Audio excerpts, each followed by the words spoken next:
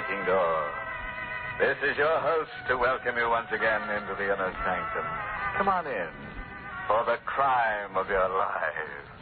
And meet one of the illustrious inmates from our Who's Who. This cadaverous cut-up is Mr. Seymour Blade. His wife had a tiff with him and punctuated it with a kitchen knife through the middle, which is, of course, one way of making your point sting.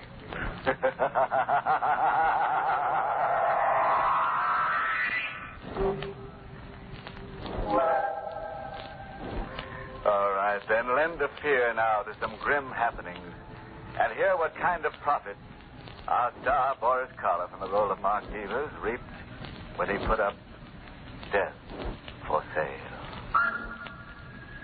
The ashtray in the reception room is stuffed with half-smoked cigarettes. The disheveled man waiting paces his caged animal steps this way and that.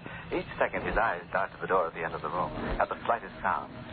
At last, the knob turns. The door swings wide open. Well, Doctor? Your wife is in pretty bad shape. Cora Davis? My wife. Oh, I'm sorry. I thought... Forget it. Bad shape. But she's going to pull out of it, right? Mr. Devers... She's not going to pull out of it? Well, it doesn't look as if she will. What? There's a chance. Only a very small one, but still a chance. You're lying. She's going to pull out of it. She's got to. We're doing everything we can. Look, even if she has to die, you could pull her out of it for an hour, couldn't you? Just an hour so that she could sign something. And it means everything to me, Doc. You could give her a shot or something, couldn't you? Good day, Mr. Devers. I'll give you $5,000.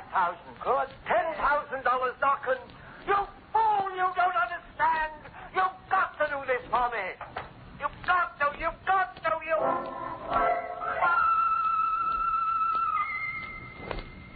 The doctor doesn't understand. He'd do the same in my case. So would you, so would anybody. $50,000. I was 1 hour away from $50,000. Money that belongs to me, my money that I waited 7 long years for, and I won't be cheated out of it. 7 long years. It all seemed so simple then, so sure. We had a perfect plan for $50,000, and nothing was going to keep us from it, and nothing did. Up to 3 weeks ago. That was when Cora called me at the office. I just thought she was imagining things again as she had right along. I told her so, but she said no. This man was watching her night and day. He is, Mark. He's outside the house right now. Oh, come now, Cora. I tell you he is. Oh, you're just imagining things again. Why don't you try I'm not imagining anything. He's right outside the house across the street, and You be positive after 7 years? I know I've been wrong before, but this time I'm sure Elliot's come back and... What? The doorbell just rang. Who is it? Evelyn? I suppose so. We're supposed to go to the movies together. Good idea. It'll take your mind off believing everyone you see is Elliot Starn. You're not coming home, then? Not till I've finished at the office. All right, Mark. Suit yourself. Goodbye, darling. My best to Evelyn. Mark? Oh, all right, I'm coming. I was on the phone, Evelyn. Aren't you going to ask me in? Oh, of course. After all these years, you've probably forgotten who I am. Allow me to introduce myself. My name is Elliot Starn, your beloved husband. Elliot, you're supposed to be... Dead? Yes, I know I'm supposed to be, Cora, but as you can see, I'm very much alive. I knew it was you this time. I know it. I think you better ask me in, don't you? After all, it isn't very often that a husband comes back from the dead. Back from the dead. That's what he was, all right. And when Cora called me this time, I didn't say I couldn't leave the office. Yes. All right, Cora, pull yourself together. But, Mark, you don't understand. Oh, yes, I do. You've been scared for the last 7 years, and you're going to go on being scared for the rest of your life. He wants $5,000 more to disappear again. Well, I didn't expect him to come back just to say hello. Of course he wants more money. What are we going to do? He knows that we collect that $50,000 insurance money 3 weeks from now. He says if we don't come through with his 5, he'll go straight to the insurance company and don't be a fool. He's in this thing as much as we are. He won't do anything to spoil his chances. All he wants is money. The longer he's around, the more chance we take that somebody might recognize him. Mark, we can go to jail. We waited a long time to get our hands on this money, and I don't expect to be cheated out of it now. You're going to give him the 5,000. I don't know. Maybe. But nothing. When did he say he's coming back? Tonight. After midnight. All right. I'll be here.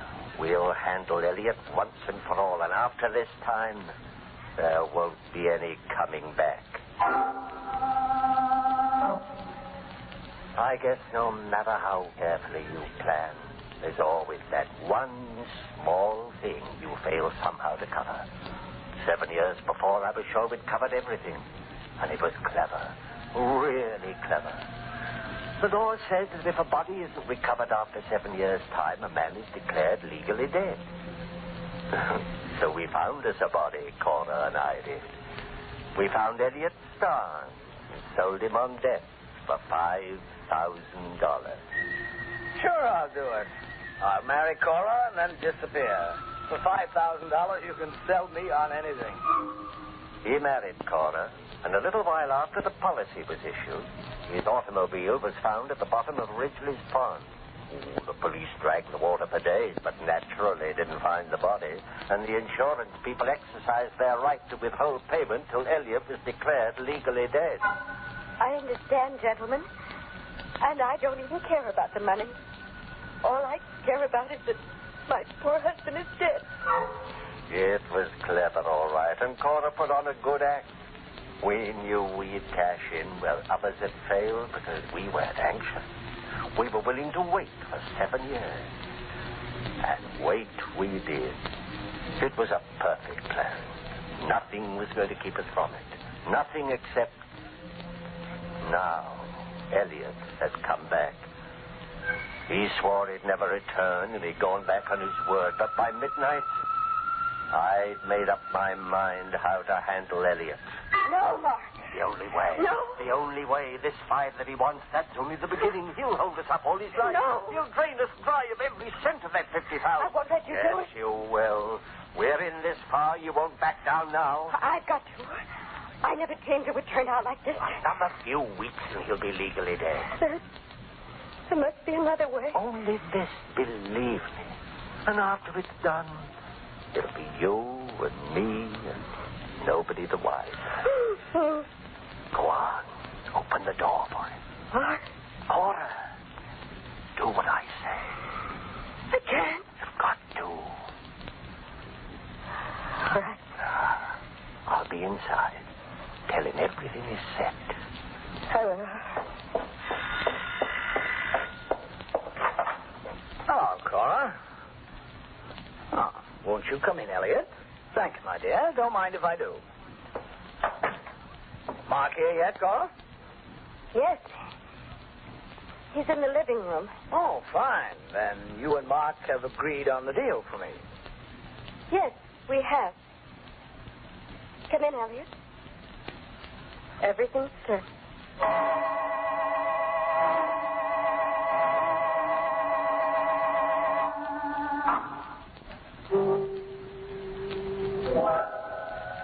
So Mark is waiting for Elliot in the, you'll pardon the expression, living room.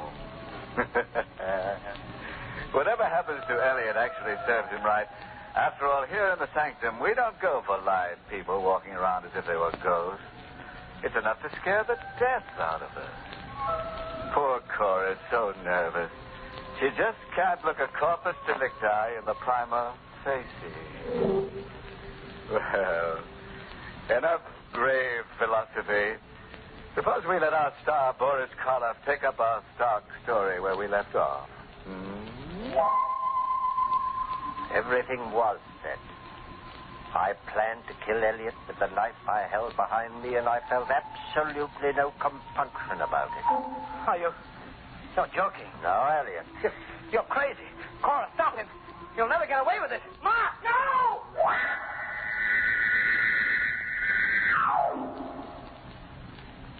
I buried him in the back of the house. I say I did, because Cora wasn't much use to anyone that night or for several days afterwards. She got over it, as I knew she would. She got over it when she realized that I was right, that we had gotten away from him. And no one could ever know, and no one would miss him. She got over it when I reminded her that in just one more week, we'd be sharing that $50,000. Just 1 week. That's right, Cora. I've been a lot of trouble to you these past few days. I am sorry. Oh, forget it. It's all over. Yes, it is. I'll feel a lot better when the money's actually ours. Somehow, way in the back of my mind, I feel that maybe we won't... Look, darling, it's as good as ours now. There's nothing left in the way, not a single thing. 1 week. That's all. Oh. Now, wouldn't you know? You expecting anyone? No, Evelyn? not at this hour. Well, whoever it is, get rid of them. Yes, darling. I'll get rid of them. Yes? Mrs. Stein? Yes? Mrs. Elliot Stein? That's right. I want to talk to you. Here's my card. Well, I'm sorry. I'm busy right now. Too busy to see me. I can promise you that. Oh, now, see, here. Nice card, ain't it? Real fancy engraving. Mrs. Elliot Stein. That's right. I'm the woman Elliot married after he disappeared 7 years ago. Now, I don't think you're going to be too busy to see me after all. Do you? Maybe it's fate. Maybe it's all in the cards. You work hard. You think out a plan that's letter perfect. Then up pops the unexpected, forcing you into the first desperate step to lick it. First Elliot Starnes himself, then his second wife that we didn't know existed. And here's our wedding license, just in case you don't believe me. Here, you can look at it. Take it easy, Cora. We believe you're his wife, Mrs. Starnes. And he's got a birthmark. We said we believe you. Now, what do you want? Well, what does any good woman want? My husband. And why come here? Where else would I go? I'm afraid we don't understand. Do we, Cora? No, I'm afraid you do. Now, look here. I'm afraid you understand awful well.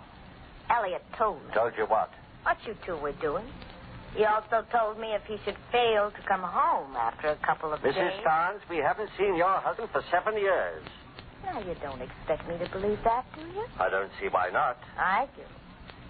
You see, Mr. Devers, the other day, with my own eyes, I seen Elliot walk into this house. But I didn't see him walk out again. What's the matter, Mr. Devers? You got nothing to say? What do you want, Mrs. Starnes? My husband, of course. Only since you killed him, I can't very well have that, can I? What? He's the only man I ever loved. And you killed him. I never should have let him come here. For days I begged him not to. Mrs. I made a Starnes. mistake letting him come here. I know that now. But I want him back. I love him and I want Elliot back. You want your husband, Mrs. Starnes? Or a substantial sum of money? Huh? How much?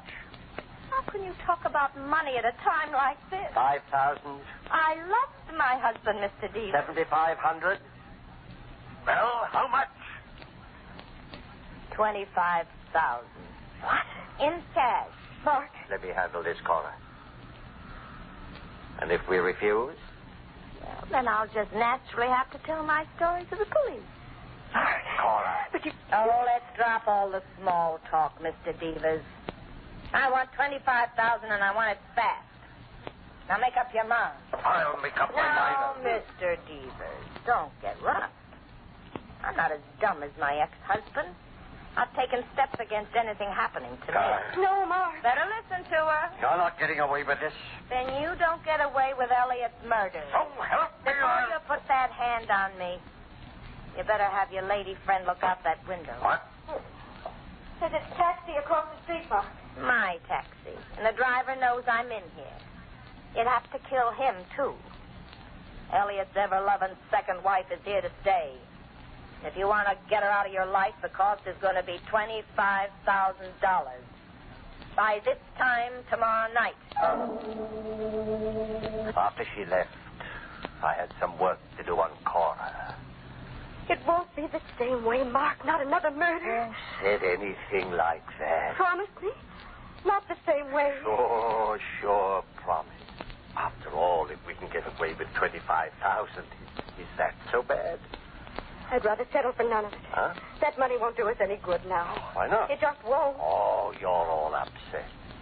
You'll feel differently day after tomorrow when you sign those papers in the insurance office and they hand that fat check over to you. No, Mark. I'll never feel differently about it again. I knew I couldn't work Cora my way much longer. But it was just 2 more days. 2 more days to get that $50,000. Just 2 things to settle in just 2 days. First, there was Mrs. Starr. When she came to my apartment the next night, I handed the envelope over to her. It's all here? You could open the envelope and count it if you like. I don't have to, do I? And what if I cheated you? You wouldn't. I could always come back. You could always come back for more anyway. What do you think I am? Doesn't make any difference now what I think. Okay. No hard feelings. There are, but they won't bother me for long. Of course not. That money you're collecting will cure that. I'll be cured before then. That's your business. It's yours, too, now. I don't see how. Now, do you see? Put that knife down. I will. Into you. No. Don't. Please. That door's locked. You can't get out. Don't. You can have the money back. There isn't any money in that envelope. What? Just strips of newspaper. Where can I get $25,000? I don't care about the money. I do. I cared about it for 7 years. Cared enough to murder once, and I can do it again.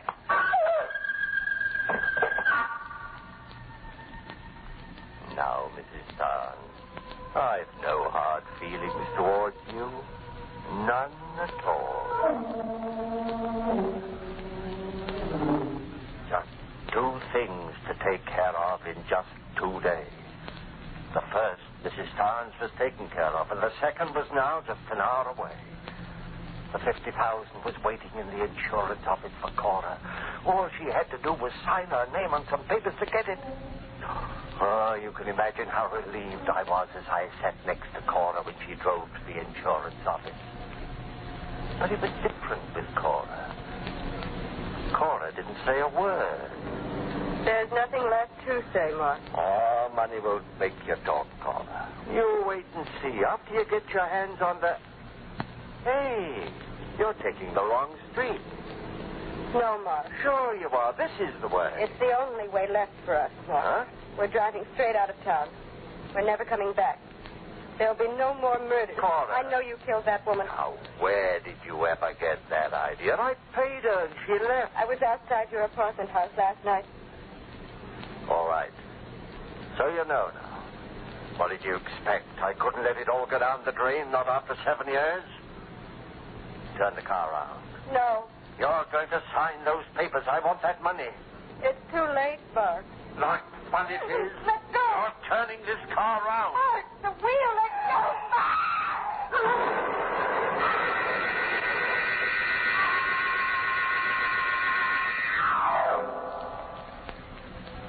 I wasn't even scratched in the crash. Cora wasn't that lucky. I rushed her here to the hospital, and you heard what the doctor said. There's a chance. Only a small one, but still a chance. No, the doctor doesn't understand. There's got to be more than only one small chance. I was 1 hour away from that $50,000. Money that belongs to me, money that I've waited 7 years for, and I won't be cheated out of it. Cora's got to live. She's got to sign those papers.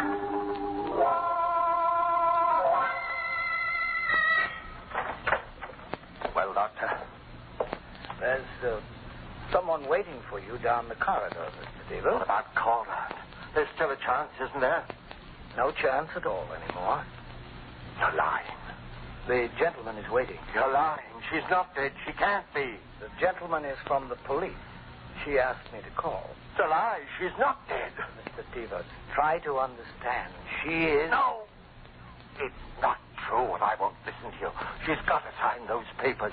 You've only got to keep her alive another hour. You're a doctor. You can do that. Mr. Devers, 7 years. Don't you understand? Oh, I can't let 7 years go down the drain. 7 years. It can't turn out that way. No. She's not dead.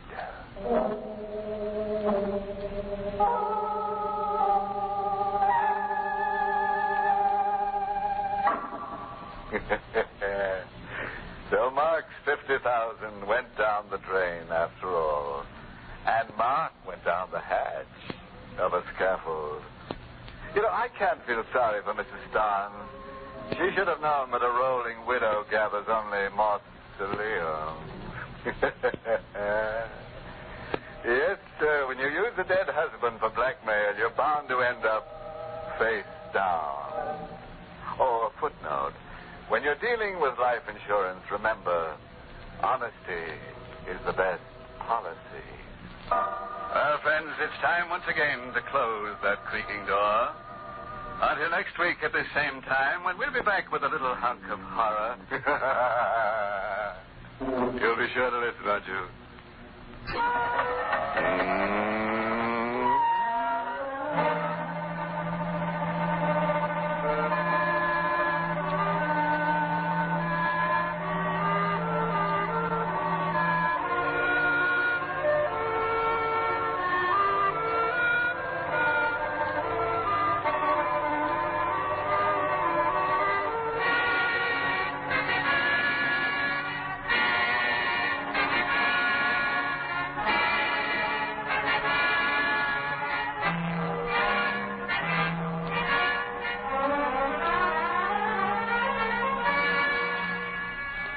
Inner Sanctum has come to you through the worldwide facilities of the United States Armed Forces Radio and Television Service.